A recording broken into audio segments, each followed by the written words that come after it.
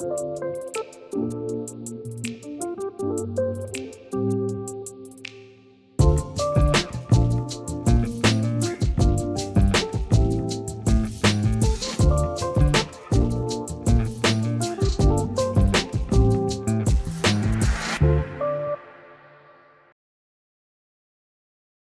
did we learn real men don't cry?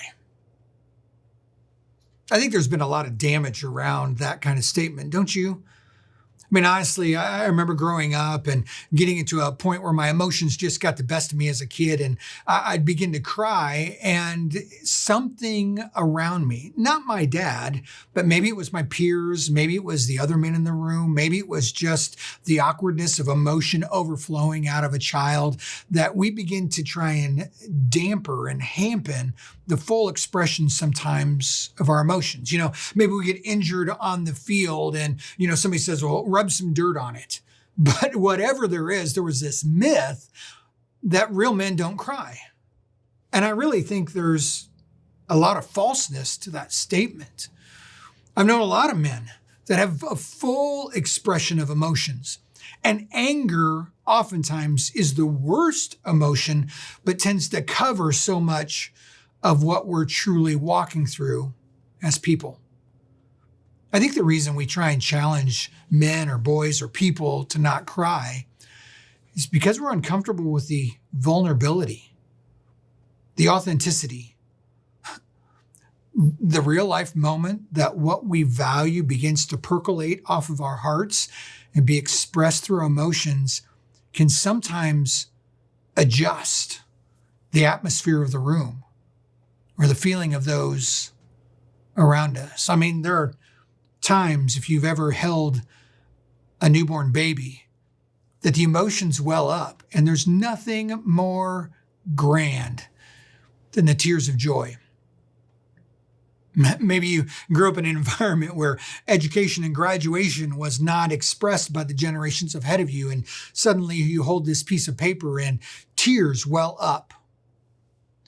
Or maybe you sit next to a loved one who's hurting or sick or has passed, and the grief of the moment captures your breath, and tears are the only thing that seem to well up.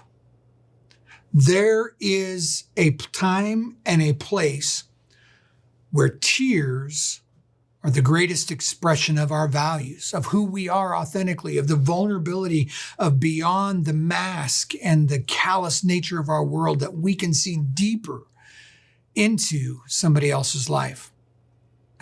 Matter of fact, when I even think about it, there is one person that cried, in my understanding, who I think is one of the greatest men of all time. I mean, even you think about Jesus, a man who is pure and blameless, fully God and fully man, who was beaten and persecuted and punished on a cross, took our death, took our sin, forgave us, gave us life everlasting.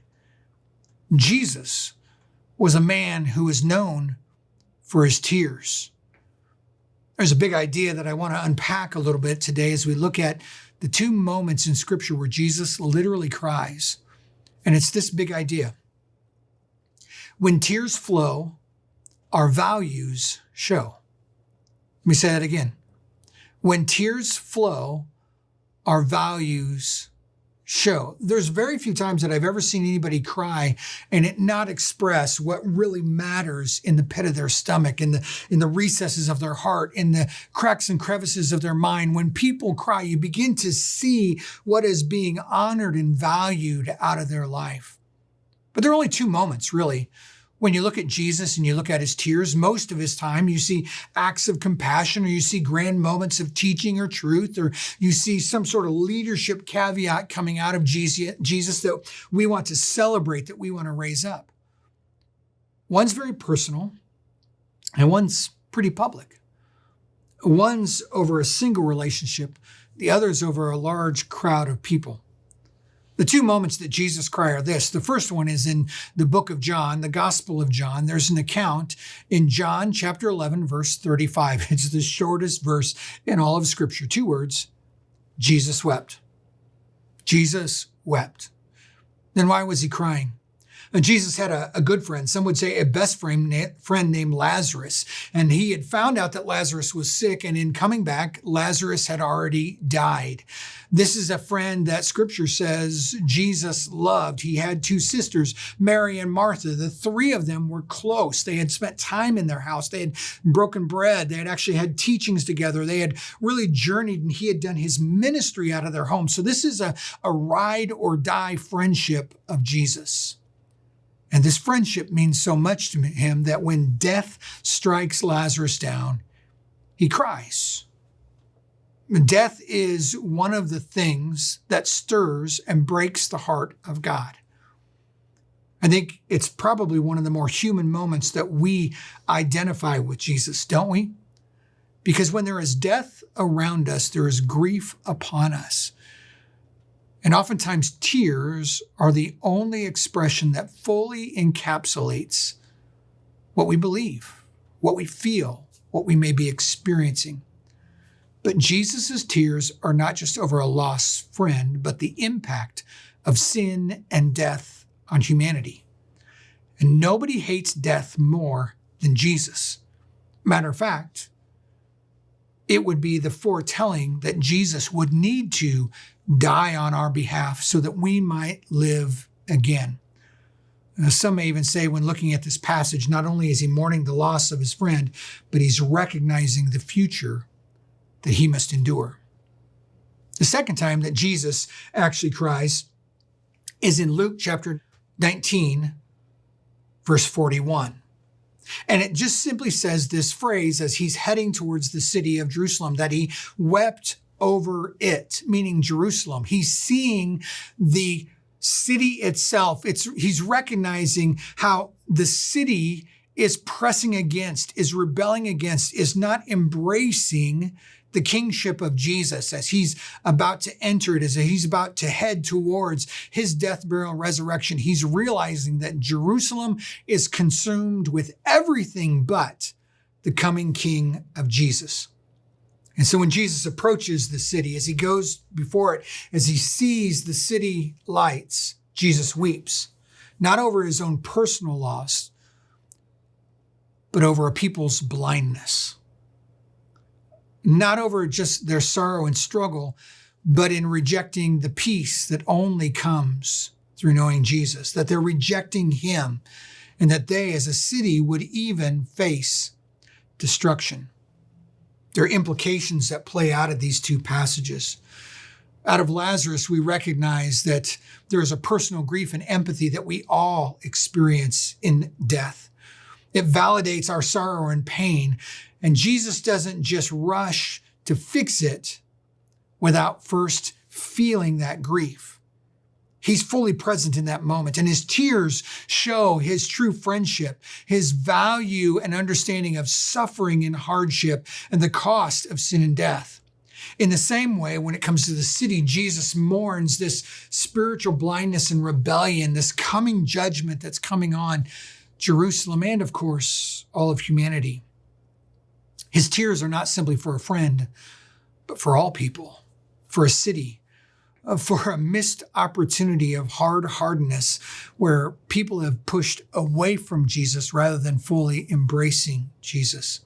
And his tears show the value of what could be a spiritual awakening, this receiving of a peace that passes all understanding, and the urgency that lost people could be found, that those who would be saved could be sent and live differently in the world around us. If you were to compare and contrast these two moments in John chapter 11, verse 35, or Luke 19, verse 41, you would say, in the audience, there's this private moment of a few grieving friends. But in Luke, there's this whole city. It's very public. It's a grand crowd of people.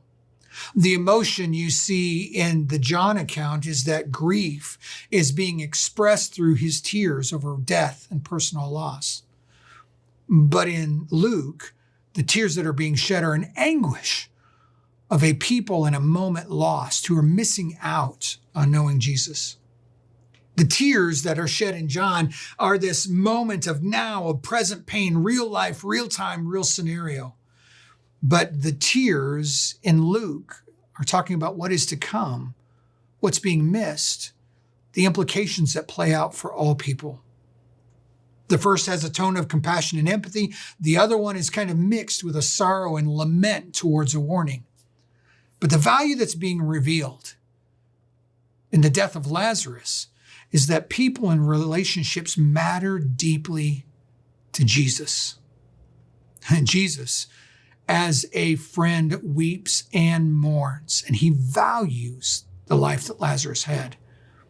Whereas when we look at Jerusalem, there is this overwhelming 30,000-foot view of God's view of people's eternity, of people's eternity, to a sense that there is a truth and a peace that God desires everyone to experience through him.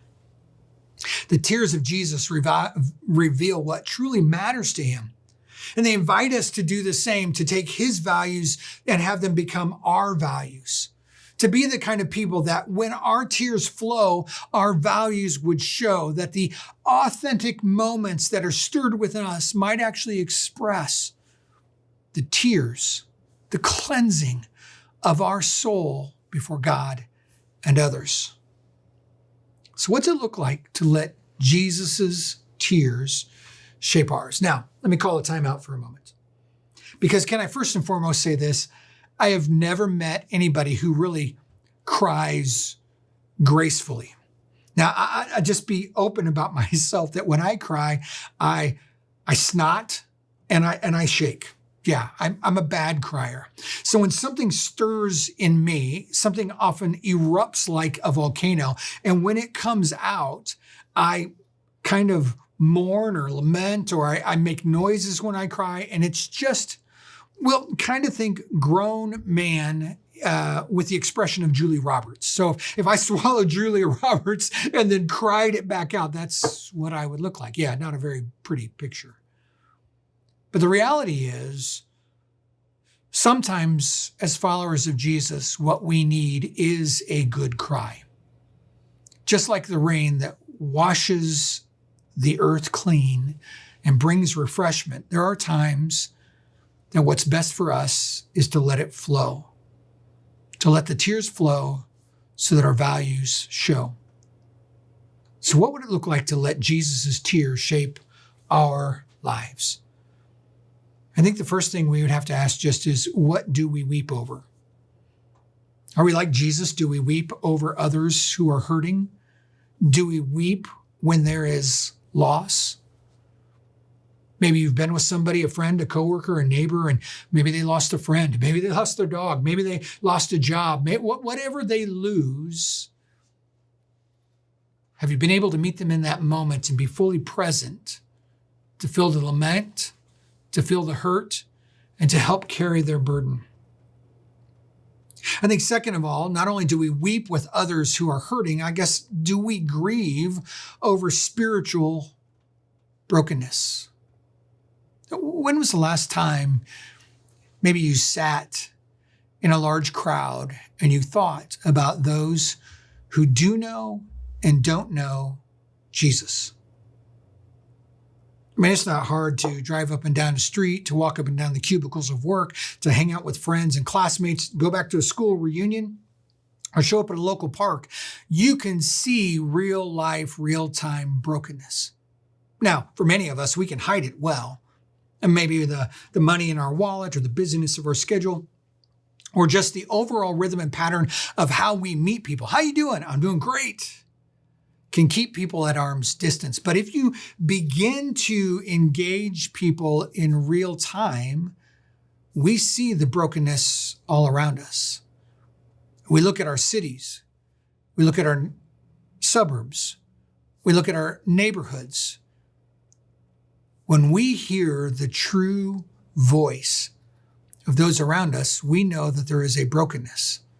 Sometimes in our marriages, sometimes in our character, sometimes in our job. But for those of us who follow after Jesus, we know it is a spiritual brokenness, a sin, an issue that has separated us from God. And when was the last time your heart wept over those who are far from God?